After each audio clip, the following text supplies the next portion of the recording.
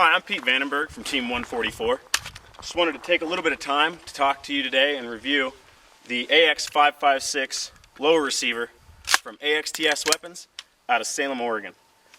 I really like the AX556 because it is the first truly fully ambidextrous lower receiver available on the market, which is to say that whether you're right-handed or left-handed, you can lock the bolt to the rear, drop the bolt, and release the magazine all without taking your hands off fire control, which is a really nice feature because it really greatly increases your efficiency in manipulating this weapon. So I just want to take a little bit of time to go over the features of the AX556, looking at both sides, looking at how you run it, the manual of arms, and in what ways it can increase your efficiency with your AR-15. Alright, so now taking a look at the right side of the receiver, just want to quickly verify for you guys that this weapon is clear, guys and gals, that the weapon is clear. No round in the chamber, an empty magazine, well, we're good to go. On the right side, you'll see that in addition to the magazine release button, which looks pretty much normal, we also have this right here, which is going to be your bolt release. Now, the cool feature on these with the magazine release, this is the ADAC feature that's proprietary to AXTS products. If I drop a magazine, I can lock the bolt to the rear by simply pulling back on the charging handle, depressing the magazine release button, and letting go. By function of a little cross pin that goes up in there, when I press that magazine release button, it's also pressing up on the bolt catch. So by pulling to the rear and pressing in, that bolt catch comes up, I can release the charging handle, and voila, my bolt's locked to the rear. Which, whether you're unloading and showing clear at the end of a stage in competition, or you're trying to clear a malfunction, like phase 2, trying to do remedial action on a double feed or bolt over base, something like that, just grab an empty magazine here. So let's say I've been shooting, and I'm not going to take the time to actually set it up, but shoot, all of a sudden, whatever it is, bolt over base or what have you, I need to get this weapon cleared out quickly and efficiently. Drop the magazine, run the bolt, or the charging handle to the rear rather.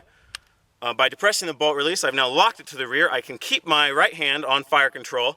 Come over here, I can get in through the ejection port, up through the mag well, I can do whatever I need to do, get that malfunction cleared, then grab a fresh mag, insert it, and boom, I'm back into the fight by either depressing the right side bolt release here, which is a nicely sized button, kind of sticks out nicely, not too far, but enough that when I'm coming up, whether I'm coming this way with my index finger on my right hand, or as a lefty, if I'm coming up and hitting like I would traditionally, the ping pong paddle on the other side as a right-hander, very easy to find.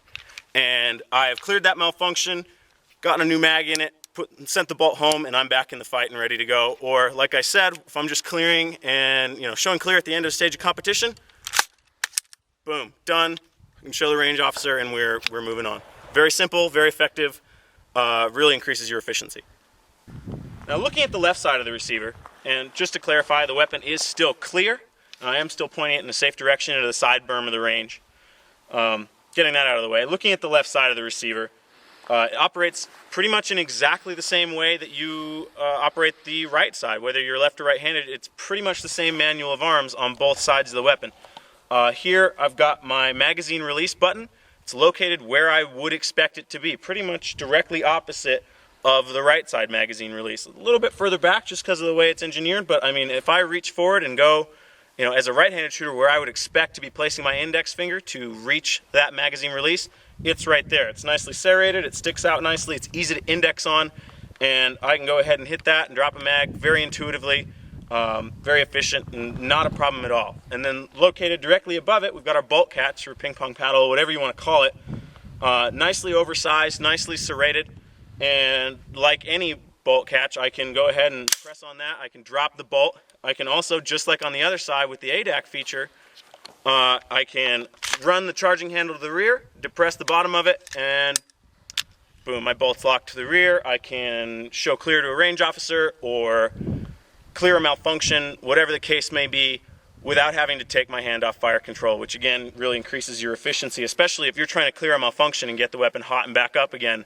That's going to be a lot faster for you than trying to fumble around with the thing and change hands and do all that. So, very easy to do. Drop the magazine, lock the bolt, release the bolt. Very simple, very well laid out, very easy. I find it very intuitive to reach and just very efficient in terms of manipulation.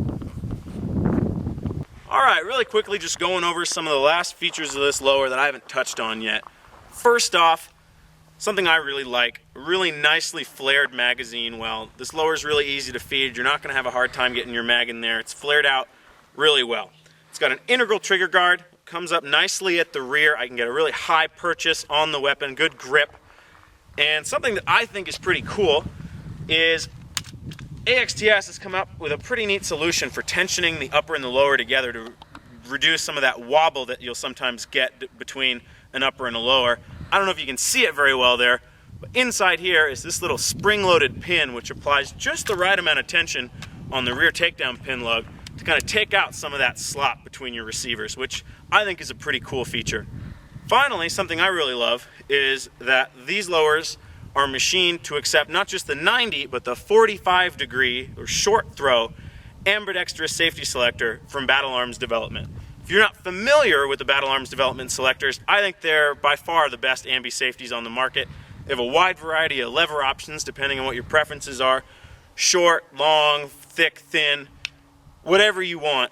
And because of the way the lower is machined and where the engravings are, you can run either the 45 or the 90, like I said, without any sort of problems whatsoever. We're big believers here at Team 144 in the Battle Arms selectors. We run them on all our guns. And we're also pretty big believers in the AX556. I think this is a really great product. I think it increases my efficiency as a shooter, allowing me to manipulate the weapon without taking my hand off fire control, whether I'm running it right-handed, left-handed, whatever the case may be. I think it's a great product, and if you want to know more, go on over to their website, AXTSweapons.com, and check them out. I thank you for watching our video today. Hopefully we'll have more to come. Again, Piet Vandenberg with Team 144. Have a great day, and well, if you'll excuse me, I just haven't done enough shooting today.